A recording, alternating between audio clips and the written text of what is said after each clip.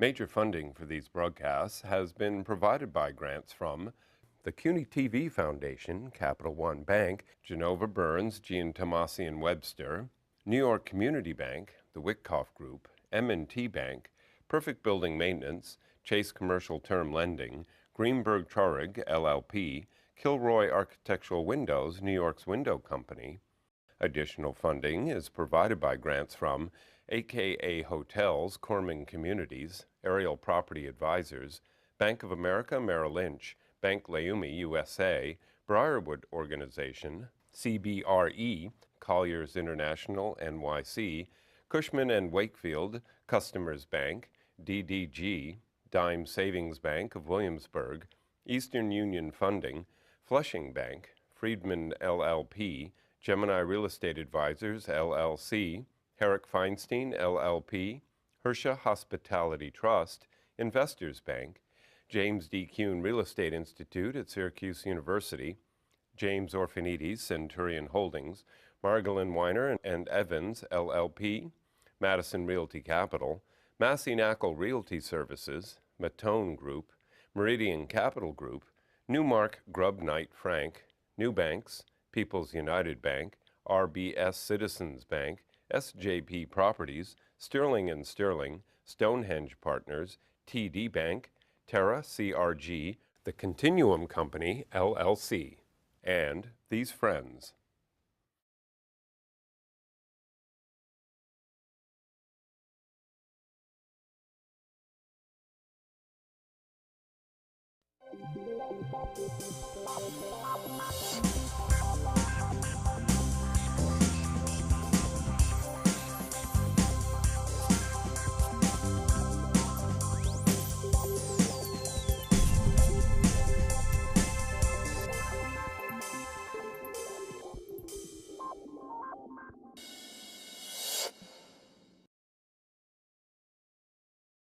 It's Harlem. Everybody wants to be in Harlem. They want to live. They want to shop. They want to visit. They want to go to hotels. They want to eat at the restaurants. They want to be there. So what's happening in Harlem? I had to bring together a group of individuals who are very involved with what's happening with Harlem, and as well as the man who's making the loans to give away the money in Harlem. My guest today includes Bruce Eichner, who is the chairman and CEO of the Continuum Company, LLC. Ed Blumenfeld, who is the chairman and CEO and founder of Blumenfeld Development. Jerry Salama, who is the principal of Janus Property. And as I said, the man who has the money, the man who's lending on these properties because he believes in the market, John Adams, who is the first senior vice president and chief administrative lending officer for New York Community Bank. So Bruce, now you've been in Brooklyn, you've been in Manhattan, you've been in Las Vegas, South Beach, Harlem. How'd that happen? It's still on the island of Manhattan, Michael. Okay, but you've been in Times Square, you've been a visionary, you know, in City Spire, the Bertelsmann. Were you allowed to take a passport to go north of 96th Street? Why today do you like Harlem? First of all, fortunately, it didn't require a passport. Manhattan's still an island.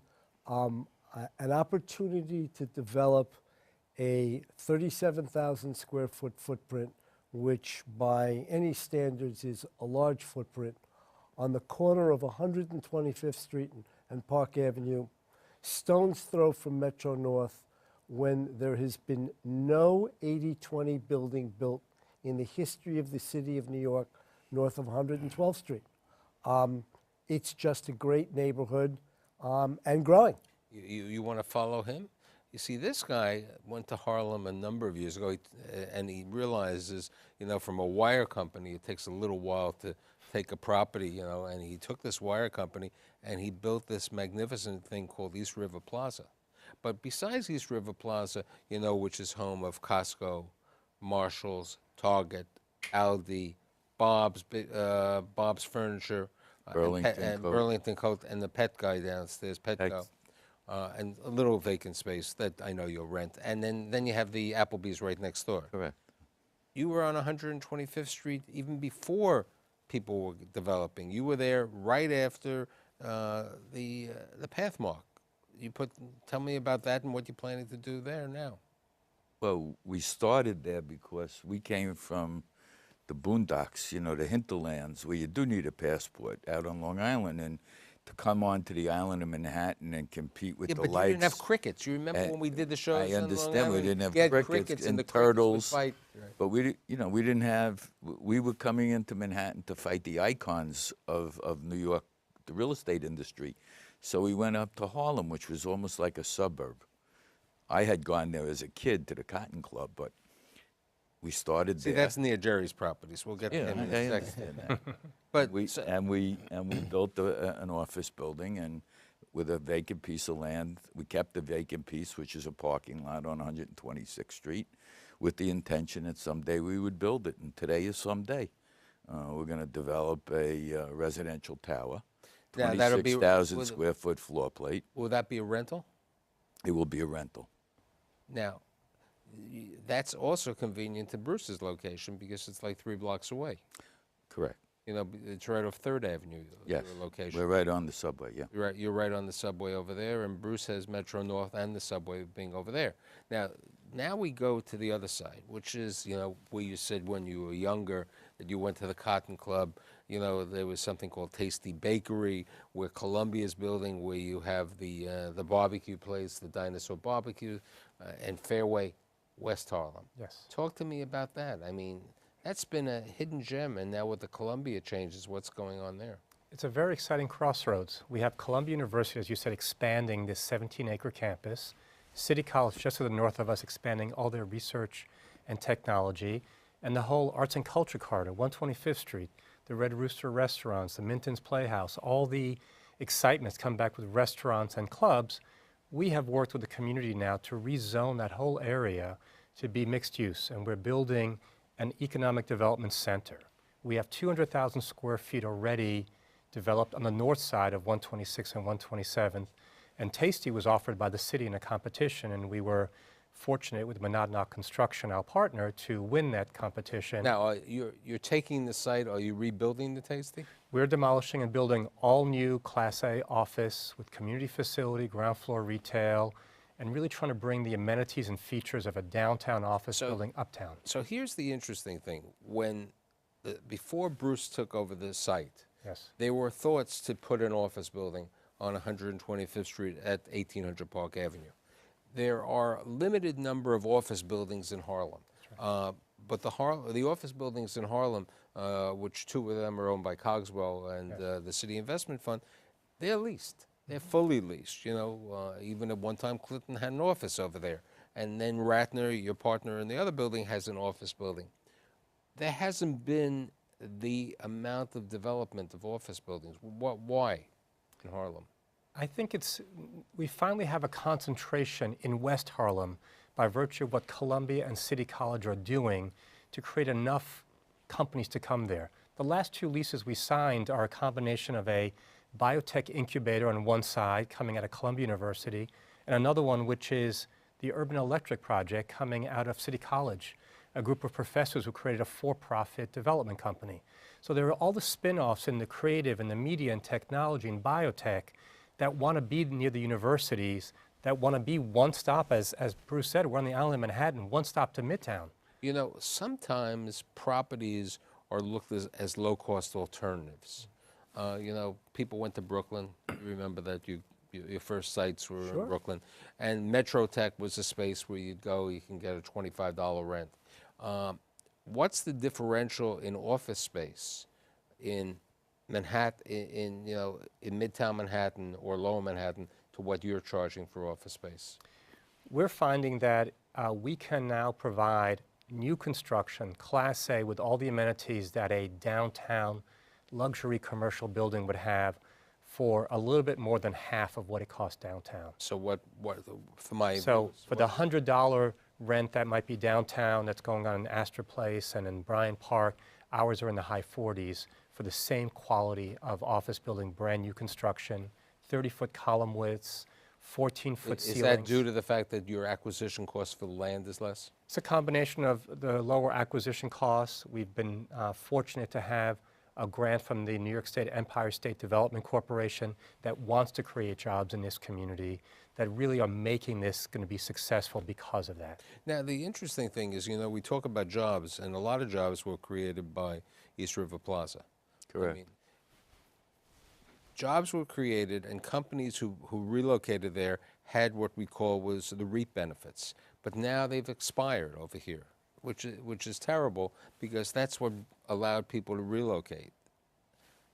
Do you think the REAP benefits might be reinstituted? I very much hope so. I think it's an important benefit to equalize and convince companies that to get started, that some of them, as you said, thought they needed a passport. And we've found over the years, as more and more prospective tenants have come in and signed up, that they like the community, they're interested in it, and the economics of attracting the company would be better if the REAP were extended. Mr. Banker, you have been active throughout the city, but you've been really active in Harlem in a variety of areas, okay? You've been one of the leading lenders in the multifamily, and Harlem has had a lot of multifamily over the years. A lot of it, you know, older properties, as T-Rex would say, you know, going back, that were built 70, 80 years ago. And, you know, you had the vision of financing, you know, the site, which was the 3 Kimco stores, you know, properties over there. Talk to me about how you as a banker look at the opportunities in Harlem to lend, both for multifamily, for retail, and even perhaps for Jerry and his office later on. Sure. Well, obviously, take you back a little bit, back in the late 80s, banks, for the most part, such as where I came from, between the 30s and the 80s in Manhattan, that was all you would lend, if you were going to lend in Manhattan at all. Beyond north of 80th Street, they didn't want to hear anything about it. That has branched, obviously, out both north and south. We feel that the area now has become much more stable. There's plenty of good owners and sponsors who have entered that market, have done a wonderful job in acquiring properties, turning them around.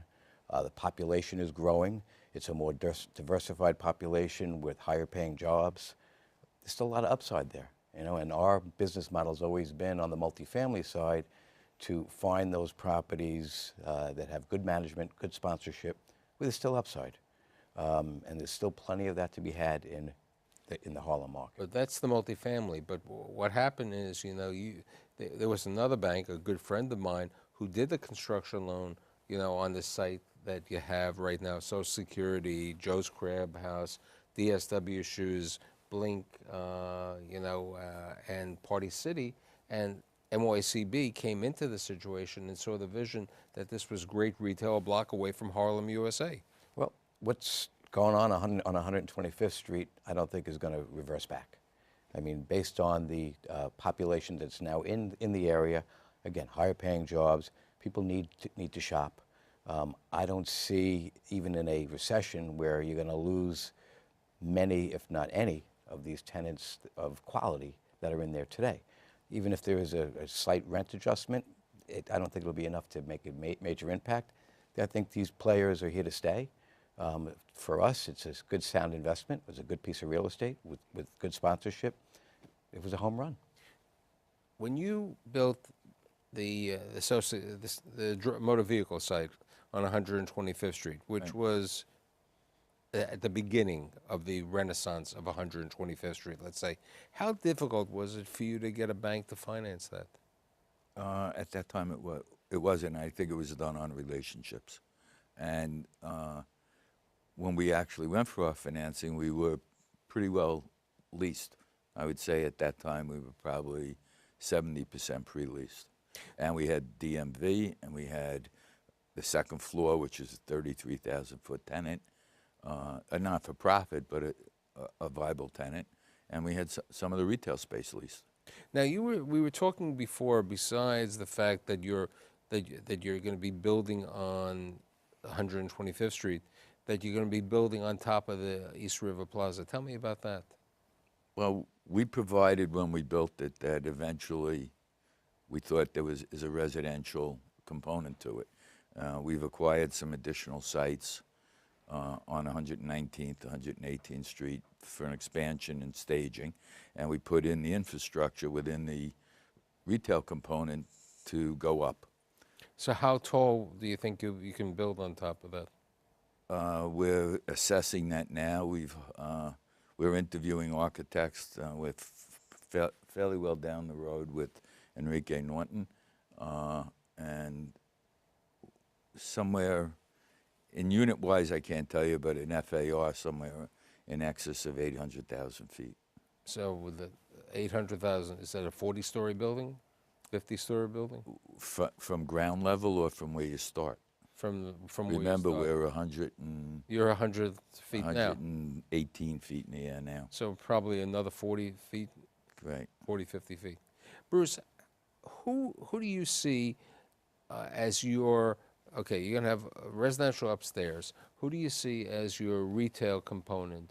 Or, you know, originally this site was approved for a Marriott hotel, which every person said is not going to work. You remember, Jerry, this was a game over there. Because the only new hotel that opened was the Indigo a number of years ago, which the developer and the hotel went into financial difficulties. Did you ever think of keeping a hotel a portion of this as a hotel or maybe as an office? No. When you pay a market price for a property, whether the property is on 125th Street and Park Avenue, or if it's on 61st Street and Park Avenue, you need to adjust the pro forma to reflect the realities of the economics of what your deal looks like. What's interesting about this property, besides its size and its scale, first of all, it lends itself to being built in 2 phases. There are a number of projects in New York that are being built of 600, 700, 800 units that are built as single-phase projects. We chose to build this in 2 phases, in large measure because there really are no comps for an 80-20 luxury rental building in north of 110th Street. But what the property does have, which is a really interesting offset to its acquisition price, is it's basically got 3 levels of retail. It's got a grade level of retail for which there are multiple potential tenants, whether they're banks, whether they're the CVS-type tenants. But what's interesting is that the community board did an analysis of the types of retail that it would like to see in the community that are largely underrepresented. So the 3rd floor of the property has space for approximately 22,000 square feet of a gym. There seems to be quite a demand for gym space. And when you start talking about 3rd level retail and you start talking about 2nd level retail and you're talking about rents that start with a 3 or maybe a low 4, the opportunity for that type of tenant who needs a footprint but can't afford ground floor space are multiple. We also have an ability to go down at least 8,000 or 10,000 feet in the basement. So I think our strategy is to identify 3 or 4 users, such as a food store, such as a fitness store, as well as the usual panoply of likely users, and build that as part of our economic development plan. Jerry, do you see, you know, West Harlem, as we said, Columbia City College, and so on, and also Harlem, USA over there, and extra, plus more of the gentrification which happened over the last 10 years, you know, with the Tau prop properties and so on. Do you see the possibility of another hotel being built in West Harlem? There is a hotel now that was developed about 3 years ago called A-Loft. Right, that's what I meant. I Yes, called it the Indigo, the and A-Loft. so, and apparently their occupancies are very high. I don't track the hotel world, Right. but there is a common, with Columbia especially, visiting professors, conferences, et cetera, there is certainly a basis for a Right, hotel. which was the original story when Caridi took the Marriott, but you know that was going to be a 400-room Marriott. The A-Loft is about 140 Smaller, yeah. rooms, and they have condominiums. The question is, you know, and this relates, you as a banker, you like rentals. How would you look that, let's say Bruce decided to do, which is, it's happening in downtown Brooklyn, the Stall estate took a building where they're putting a 80-20 and they put luxury condominiums on top. How do you look at, for anyone over here, because you could do it perhaps even in your building or anyone else, do you think that there is a market in East, West, and South Central Harlem for condominiums, both as a banker and as a developer? I think that there is a market, but I think it's all price driven. You're not going to get the same prices as you are in downtown or midtown. But yeah, you'll find buyers as long as it's priced right. How do you as a bank look at the condo market today in general? For a new project, we're very select on development loans. But if we were to look at doing a construction loan on a new condominium project, the rule of thumb for us has always been it has to work as a rental. So if you're looking at rent, at high-end condos where the rents are, in order to carry it, $7,000, $8,000, $9,000 a month, we're going to take a harder look at that. But if you're looking at a rental fallback, even in a market that's still emerging, such as Harlem, and you're looking at $2,500, $3,000 a month rents, that's more acceptable to us. It's interesting, and you've seen this, Ed.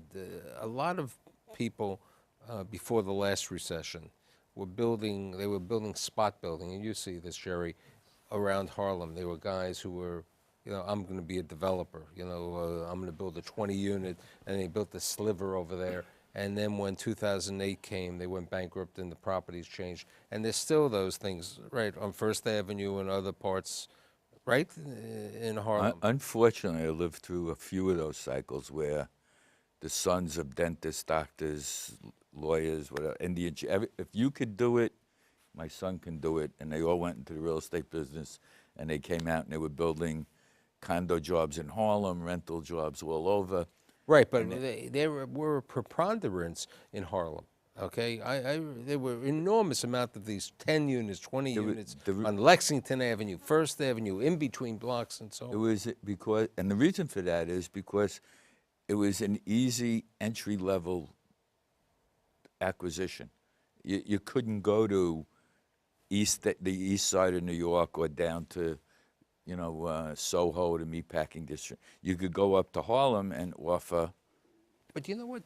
You bring up easy entry, and this is a very interesting point. When you did East River Plaza, there wasn't that type of big box retail. How hard was it to get people like Target and Costco? I mean, originally you had Home Depot there, and they moved away from that. How hard was it to get Marshall, Target, and these companies to make a commitment? Because this was unproven territory. As you'll recall, the original commitment was Home Depot, and it was a process. Unfortunately, we were tied up for many years with the state administration, who thought they were going to expedite local zoning and get us approvals, and we wasted, unfortunately, a lot of time with that. But once we showed the demographics to Costco and to Depot and took them up there, albeit with some security, they bought into it. And then it was just a matter of executing the plan. When we started on 125th Street, Pathmark was built. Residential rents were $25, $27 a foot. I mean, that's what apartments were renting for today. And today, I think we're looking at on probably 50. 54 if you look at 119th Street and 3rd Avenue, right. That new building that's going up. I understand that, I think it's Muss, is getting 54, 56. Yeah, they're up to 54, 56 now. So I know you're happy, Bruce. If we look down the road, 2015, is it going to be $60? I don't know. That's going to depend on the city and the administration. But as Jerry said, $50 a foot, $54 a foot on 125th Street isn't $90 a foot, which is what they're getting right. down And if you look at it in just a variety of circumstances, from where you are for office tenants, it's a quick hop on the subway. You have a couple of subway lines. For you, you have you have Metro North and the subway a block away over there. And yours, you know, you have the subway on both sides, you know. Right. And the fact of the matter is, I mean, whilst there are no comps because no one's built a building on the corner of 125th Street and Park Avenue till now, there really are comps. In downtown Brooklyn, there are God knows how many units that have been built and leased, and God knows how many more under construction, where the rents are all 60, 62 bucks a foot, and the travel distance is the same exact travel distance from there as it would be to Midtown. The same thing's true, which is why you've built a Long Island City market. You can go all over Long Island City, and you're looking at $58 to $62 a foot.